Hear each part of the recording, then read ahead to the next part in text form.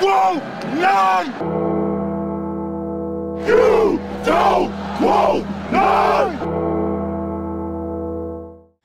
What's going on, Tar Heel Nation? It is your favorite North Carolinian, Russ the Tar Heel. And we have a big one to talk about today, baby. The number 9 North Carolina Tar Heels, 7-1, 1-0 in the ACC, will take a trip up north to take on the defending national champion, the number 5, 7-1 UCONN Huskies at Madison Square Garden in the Jimmy V Classic, 9 p.m. on ESPN. Whoa. But before we get into the nuts and bolts of this monster matchup, let's take a look at the updated top 25 rankings. So, very interesting. Caleb Love and the Arizona Wildcats move up to the number 1 spot. And that's cool, I guess. But more importantly, as the number 9 North Carolina Tar Heels move up a staggering 8 spots in the AP poll, and they move up to number 10, 6 spots in the coaches poll, setting up a huge top 10 matchup against the number 5 in both polls, UConn Huskies. And how about Duke falling to 21 and 22 respectively? So Carolina moves into the top 10 where they belong, and the Dukies fall all the way back into the 20s. You gotta stinking love that, baby. You've got to love that. Now, let's get into this thing. So, North Carolina holds a 3-1 all-time record against the Huskies, including their last matchup all the way back on February 13, 2005, where the number 2 North Carolina Tar Heels beat the number 19 UConn Huskies 77-70 in Hartford at the Civic Center behind huge second halves from Rashad McCants, who had 11 of his 15 points in the second half, and Raymond Felton, who had 14 of his 16 points and 7 of his 10 assists. That's right, my man Raymond Felton had a double-double against the Huskies back in 2005. The only loss that the Heels have suffered at the hands of the Huskies was their first ever meeting back on January 19, 2002. And we all remember what a struggle that stinking year was. The Huskies blistered the Heels, 86-54. Man, let's go ahead and forget about that one. I'm sorry that I brought it up, but for transparency's sake, it was necessary. So, the UConn Huskies are led by head coach Dan Hurley, who is in his 6th year leading the program. He is 111-56 at UConn, including the 2023 National Championship, which was the program's 5th in total. The UConn Huskies usually go about 7 to 8 deep, especially when they're playing stiffer competition, and they are led by 6'5", 195-pound senior guard Tristan Newton, who is leading the team in points per game, rebounds, and assists. Newton is averaging 17.5 points per game, 7.9 boards, 6.3 dimes. Newton is not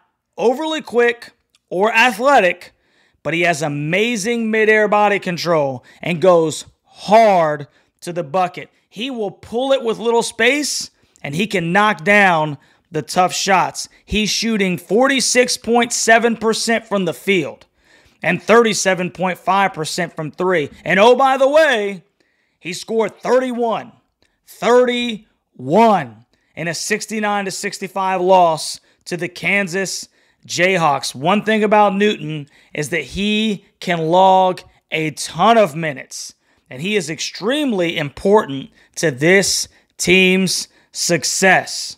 Now, 6'8", 220-pound sophomore forward Alex Caravan is also averaging 14 points per game with 5.8 rebounds. He's also shooting 50% from the field. 7'2",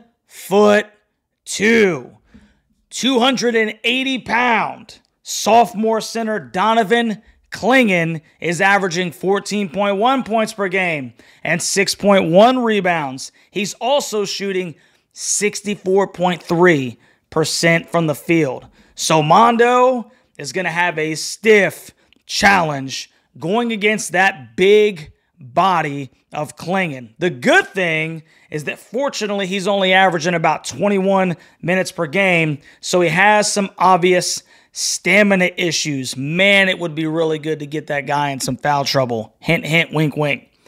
Now, UConn also has a freshman that's often in the starting lineup in 6'3", 185-pound freshman Solomon Ball, who's averaging 5.6 points per game and 2.6 rebounds. There's 6'4", 205-pound senior guard Cam Spencer, who is averaging 15 points per game, 3.4 rebounds, and 3.5 assists.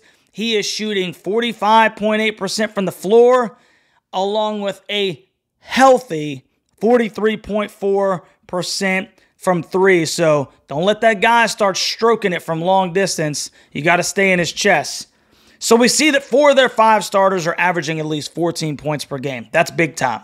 I mean, to have that kind of discrepancy as far as, the individuals that are scoring on your team, is really kind of hard to really key on one individual when you can get it from all different spots on the floor, obviously aside from Solomon Ball. But Carolina's kind of in a similar situation. Yeah, RJ Davis is hooping right now. He's averaging 20+. We'll talk about that in a second. But they're getting points from multiple positions on the floor.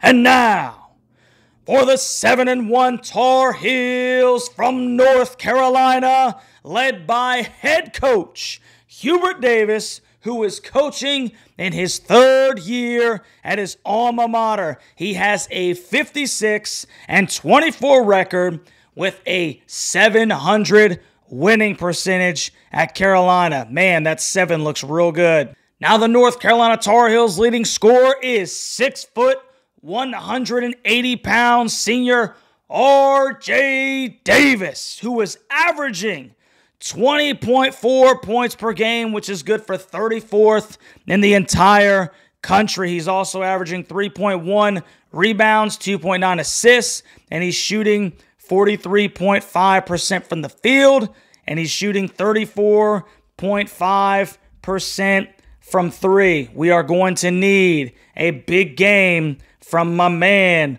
RJ. And North Carolina's rebound leader, 6'11", 240-pound senior forward, Armando Bott. 16.3 points per game, 11.8 rebounds, good for 3rd in the nation, 1 assist, and he's shooting 53.6% from the floor. Hey, Mondo's going to have his work cut out for him. He's got a 3-inch height disadvantage and about a 40-pound disadvantage against Clingan in the paint. Mr. Glue everything together, Mr. Hold everything together, Mr. Passionate. 6'7", 235-pound junior forward Harrison Ingram. He's averaging 14.5 points per game, 6.8 rebounds, 2.3 assists, and he's shooting 46.4% from the field and 43.2% from three. This guy is just Mr. Passion, man. He's always excited. He's always getting the guys up, and he always seems to be making a really big play, man. Gotta love Harrison's stinking game. Then we got 6'5", 195-pound senior Cormac Ryan, who was averaging 11 points, 3.3 rebounds, 2 assists. He is only shooting 33.3% from the field, and he's only shooting 29.3% from three. Listen, Cormac, in order for us to come out of this with a W, he's going to have to hit a couple more open threes. We need a big game from Cormac, especially after that extra pass, getting him some open looks. Need a big game from Cormac. And then North Carolina's assist leader, 6'1", 180-pound freshman point guard Elliot Kadoo, who's averaging 7.1 points per game, 1.6 rebounds, and 4 assists. He's shooting 42.2% from the field, only 27.3% from three. But Elliot, when he comes in the game, just completely changes this team and how they operate. One key for Elliot, he's got to stay out of foul trouble, man. No ticky-tack fouls. We need him to remain in the game as long as possible. So what are the keys that Russ is going to be looking for in this game? Key number one, can Armando Bott take advantage of when Donovan Clingan is not on the floor? We all know that Armando can be relentless on the glass, but he's often the biggest man on the floor. How does he match up with a 3-inch height disadvantage as someone who already is not particularly explosive off of the floor? One of the greatest strengths of Carolina's offensive approach is going to be put to the test on December 5th, right? How does Armando play against Clingan? And when Clingan is not on the floor, can Hubert get him in position to where he can dominate the next man up? That's one of the things I'm looking for. Because obviously you talk about feeding the ball down in the post to Armando, and that's still not a bad idea.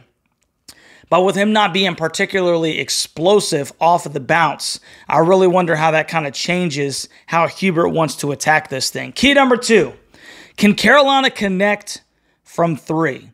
This will be one of those games where UNC is going to have to be feeling it. UConn is an extremely talented team, and shooting under 30% from three like they did against FSU is just not going to cut it. Carolina has been good at making the extra pass thus far, but can they consistently knock down the deep ball? You have to if you're going to knock off the defending national champions. And key number three, I want to know who's going to guard Newton. Though UConn's scoring is fairly spread out evenly amongst their starting five, shutting down the leader in all categories is going to be paramount to walking out of Madison Square Garden with a W. Newton tends to log a ton of minutes against better competition, and though he's a terrific scorer, I wouldn't consider him explosively athletic. I like to see a mix of Cormac, Seth, and Harrison D'ing this guy up, keep fresh legs on him, and make him earn everything, which leads to Russ's score prediction. The ESPN matchup indicator gives the UCONN Huskies a 59.3% chance at beating the North Carolina Tar Heels. And I think that's fair enough. North Carolina is averaging 86.3 points per game, as opposed to UConn's 85.8 points per game. However, UConn has been much better on the defensive side, holding opponents to 61.6 points per game, as opposed to Carolina holding them to 72. UConn is shooting better from the field. They have a higher percentage from three. They're getting more rebounds per game, more assists, more blocks, and more steals. Yikes. Can North Carolina beat UConn in Madison Square Garden? Absolutely. If we've learned one thing thus far in this young season, it's that UNC can win games multiple ways. They can run and gun, and they can scratch and claw. But this is the defending national champions. And we're up north in their territory. Yeah, there's going to be a lot of Carolina fans there because there's Carolina fans nationwide. But I'm sure there's going to be a ton of Huskies as well. The current line has UConn as 4.5-point favorites. I don't think they cover, but I do believe that UConn edges the North Carolina Tar Heels in a fairly high-scoring game, 87-84.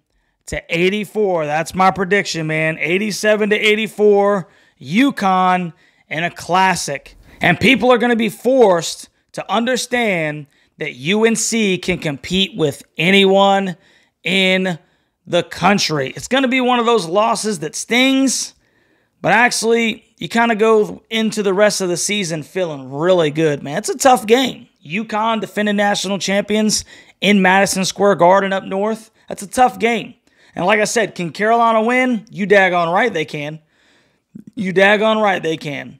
ESPN matchup indicator gives them a 60% chance to lose. That means there's a 40% chance at winning. And I would kind of hover right around there. I definitely think they can walk out of MSG with the dub. I'm just going to go with a little bit of experience. I'm going to go with the team that's maybe been together a little bit longer. Coaching staff's been in place, with these guys a little bit longer. And I think maybe that wins out in the end. Like I said, no fanboy here. No fanboy here. I'm going to call it how I see it. So I got an 87-84 UConn, even though I do believe that the Heels can stink and win. Now listen, I sure hope that I'm wrong. And I'll gladly savor that L, dude. I will chop and chew on that thing and come on here and apologize to the world. But win, lose, or draw, obviously, we're going to be watching those mighty Tar Heels from North Carolina make Russ the Tar Heel eat his own foot. Tuesday night, December 5th, 9 p.m. on ESPN. And the Jimmy V Classic, baby. You already know we'll be starting at 8:50, so make sure you come and hang out with your boy. If you haven't already, like, share, subscribe to the channel. Comment down in the comments section what you think about my scoring prediction, and let me know what your prediction is. Am I onto something, or am I down there at the end of the bench holding the clipboard right now, just running off at the mouth? If you enjoy the content, please consider becoming a member of the Huddle Hooligans, as it truly does help support the channel. Huge shout out to my fellow hooligans, Carlton Van Hoy, Scott Sheff, Preston from Greensboro, Lack Ragem, Coconuts and Grits, Elijah, and my man Dennis. Thank you guys so much for your continued support. I love you guys, and I love you, Tar Heel Nation. We'll catch you on the live stream, baby. We'll holla at you. Catch you on the next one, Tar Heel Nation.